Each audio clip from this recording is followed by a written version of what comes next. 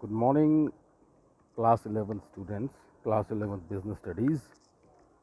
बच्चों, today in unit number 2 we are going to start chapter 2.5 company organization.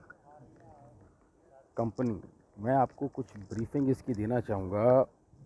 This is a very much important chapter regarding your entire plus 1 and plus 2. देखिए, plus 1 में तो इसका chapter 2.5 और 2.6 है.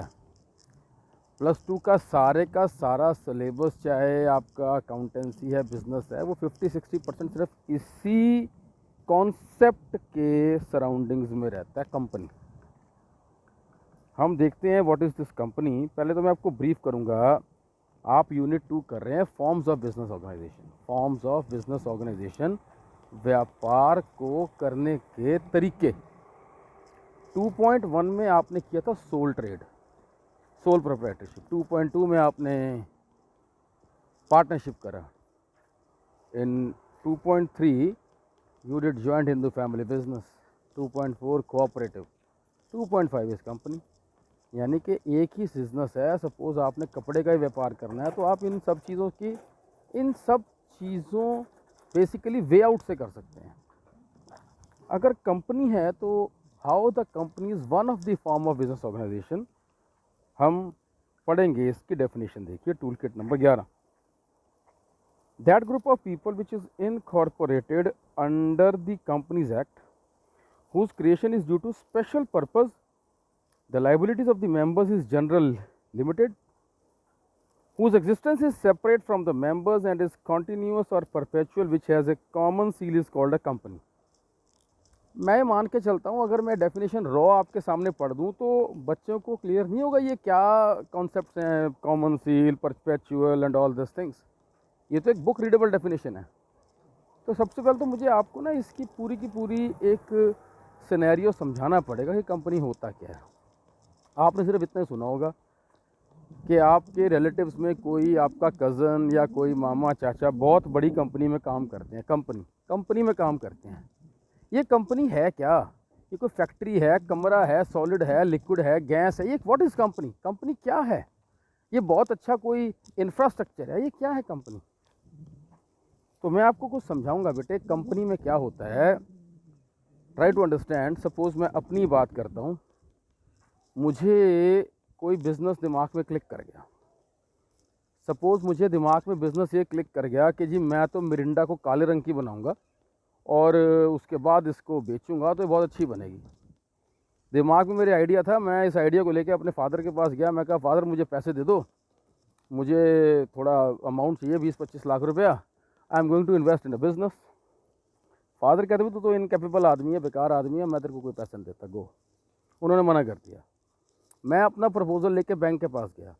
मैं कहा, बैंक जी मुझे पैसा दो, I want some loan for this particular project. Bank ने मना कर दिया. अब ना तो मेरे किसी रिश्तेदारों ने मुझे पैसा दिया, ना बैंक ने कोई लोन दिया, ना किसी फाइनेंशियल इंस्टीट्यूशन ने लोन दिया. तो मैं प्रपोजल लेके गवर्नमेंट के पास गया. मैं कहा, सरकार बात सुनो, बात ऐसी है, मेरे दिमाग में प्रपोजल है और मैंने अपना प्रोजेक्ट सरकार के सामने प्रेजेंट किया. सरकार मतलब रजिस्ट्रार ऑफ कंपनी, जो बेसिकली इसको प्रोसीड करेगा. कंपनी का क्या मतलब है?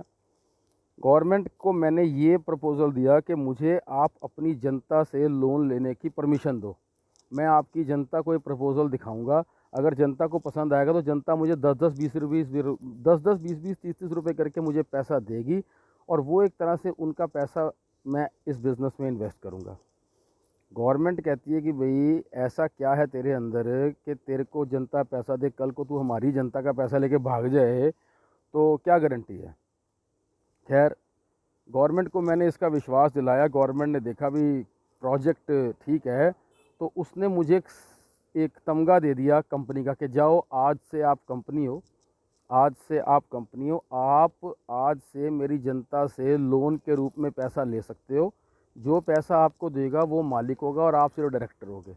आप सिर्फ कंपनी के संचालक होगे. मालिक वो होगा जो आपको पैसा देगा. तो मैंने क्या किया कि मैंने बेसिकली शेयर्स निकाल दिए. आओ मेरी कंपनी में शेयर डालो. एक शेयर है 10 रुपये का. किसी ने 10 रुपये डाले, किसी ने 10-10 2 बार डाले, किसी ने 10 रुपये का शेयर 3 बार डाला, किसी कोई 10 रुपये का मालिक है, कोई 20 रुपये का मालिक है, कोई 30 रुपये का मालिक है। ये शेयर्स था। शेयर्स एक ऐसा पैसा होता है जो पैसा एक बार आ जाए वो एक तरह से मेरे लिए लॉटरी मनी है तो कर्जा, लेकिन इसको बोलते हैं BBWK, बिना ब्याज वाला कर्जा। कल को इस पैसे के ऊपर आप बेसिकली जितना मर्जी रिस्क लें, रिस्क लेने के बाद आप फ्लरिश हो जाएंगे। अगर आपका पैसा बढ़ गया तो प्रॉफिट में हिस्सा आपको शेयर होल्डर को वापस करना है। अगर इन केस आपको कुछ नहीं मिलता, जितने साल तक प्रॉफिट नहीं होता, आप अपने घर, शेयर होल्डर अपने घर, आपने उनको 1 रुपया भी नहीं देना है, क्योंकि आपने शेयर होल्डर को ब्याज नहीं देना, आपने प्रॉफिट में हिस्सा देना है। 10 साल तक प्रॉफिट नहीं हुआ तो आप उनके पैसों से जो मर्जी गुल्ली डंडा खेलो, लेकिन वो आपसे मांग नहीं सकते, आप उनको दोगे नहीं। उनका पैसा उनको वापस आपको सिर्फ तभी करना है, प्रिंसिपल अमाउंट, जब आपकी कंपनी डिसॉल्व हो जाएगी, बंद हो जाएगी किसी कारणवश। दूसरा तरीका होता है कि मैंने ही जनता से एक दूसरे मीडियम से पैसा मांगा, तो शेयर्स से। एक होता है डिबेंचर। शेयर्स का मतलब ये है कि कंपनी में लोग अपना पैसा डालते हैं प्रॉफिट की चाह से कि 10 का 20 हो जाएगा, 20 का 30 हो जाएगा। पर कुछ एक ऐसी कम्युनिटी भी होती है जो कहती है भी शायद इनमें पैसा डालने से हमारा पैसा मर ना जाए, तो हम तुम्हें एज ए शेयर पैसा नहीं देंगे, एज ए डिबेंचर पैसा देंगे। डिबेंचर का मतलब है हम तुम्हें लोन देंगे। ये ब्याज वाला लोन है, BWK, बिना ब्याज वाली, ब्याज वाला कर्जा। यानी कि ब्याज वाला कर्जे का मतलब है ये लो 10 रुपये, तुम्हारे को प्रॉफिट हो या ना हो, तुम 10 रुपये के ऊपर 1000 कमाओ या ना कमाओ, मुझे तो इतने प्रतिशत पर मंथ ब्याज चाहिए।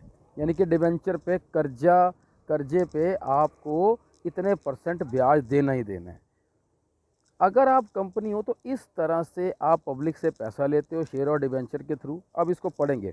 Group of people which is incorporated under the companies act whose creation is due to special purpose. आप एक स्पेशल पर्पस से क्रिएट किए जाते हैं। The liability of the member is generally limited.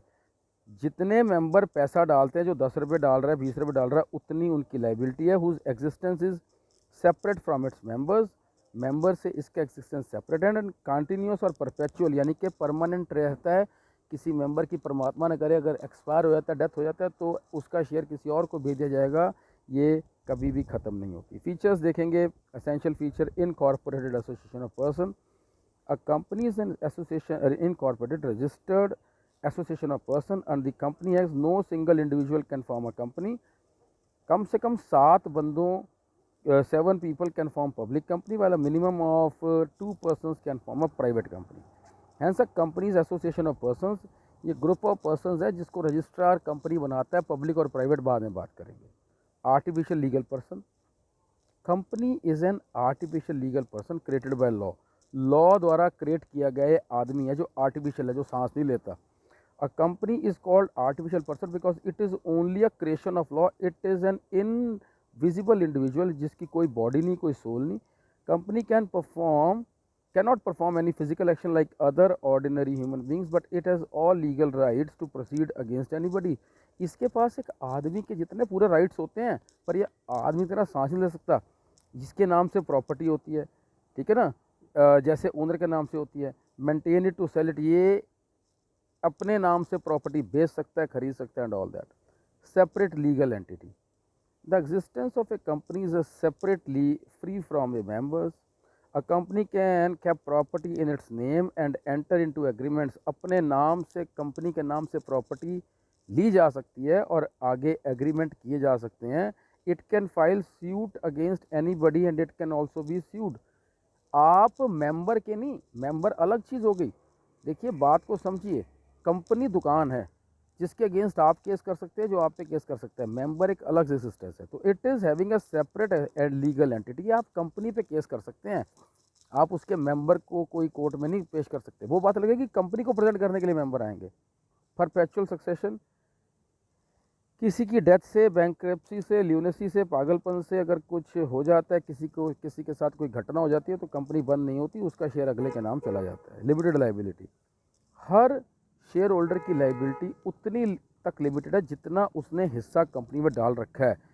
कोई बड़े लॉस के केस में आप उससे ज़्यादा उससे वसूल नहीं कर सकते। Common seal, company being an artificial person can not put it signature under the Companies Act, the right to use a common seal has been given to it. Common seal is a special seal bearing the name of the company and which remains in the possession of the secretary.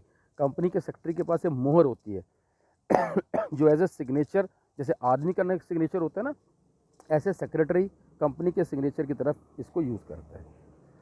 Transferability of the shares, जिन लोगों ने मेरे को 10-10 रुपये as a share दिया था, वो अपने जीते जी अपना शेयर किसी दूसरे को बेच सकते हैं। कल को मेरे शेयर का दाम या उनके शेयर का दाम, मतलब मेरी कंपनी में इतना प्रॉफिट हो रहा था कि हर 10 रुपये का दाम 12 रुपये हो गया, लोग मुझसे पैसा ले ले या बाज़ार में वो शेयर किसी दूसरे के नाम करके उसको हिस्सेदार बना देंगे, उसको मालिक बना देंगे, 12 रुपये उससे ले लेंगे। इसका मतलब है कि आप अपना शेयर किसी दूसरे के नाम जीते जी भी ट्रांसफ़र कर सकते हो। Separation of ownership and management, देखिए मालिक और मैनेजमेंट अलग है। Since the number of owners shareholders in the company business is large and they are spread to distance places. देखिए जब कंपनी बनी थी तो लोगों ने पैसा मुझे पूरे इंडिया से दिया था। जो बंदा मुझे पैसा देता है वो सारे ओनर हैं, वो शेयर होल्डर हैं, वो पूरे इंडिया वर्ल्ड में फैले हुए हैं। They can not interfere in the day to day routine of the company. वो मेरे को डेली मैनेजमेंट के अंदर, डेली टाइम टेबल के अंदर मेरे साथ इंटरफेयर नहीं कर सकते। Therefore, in order to run its affair, the company they elect the representative who call director. इनमें से ही एक दो बंदों को कंपनी डायरेक्टर बना देती है कि आओ बेसिकली डायरेक्टर बनो और टाइम टेबल और बेसिकली एडमिनिस्ट्रेशन को देखो। Thus, the board of directors is known as the managing body which manages the company. ये वो लोग होते हैं जो कंपनी को मैनेज करते हैं। रिस्क बेयरिंग, इन दी सोल ट्रेड सारा रिस्क जो होता है सिंगल प्रोप्राइटर के पास होता है। पार्टनरशिप में जितने लोग पार्टनरशिप में होते हैं उनमें रिस्क डिवाइडेड होता है। In case of the company risk is divided into numerous share holder. क्योंकि यार देखो, दुकान मैंने खोलनी थी तो 5 लाख रुपया मैंने कल लगाना था। अगर मैं पार्टनरशिप में तो 2 पार्टनर ने 2.5 लाख रुपये लगा दिया, और अगर मैं कंपनी तो मेरे को कम से कम 50,000 लोगों ने 10-10 रुपये दिया, यानी कि 50,000 लोगों के 10-10 रुपये से मेरे पास फिर 5 लाख रुपये आया।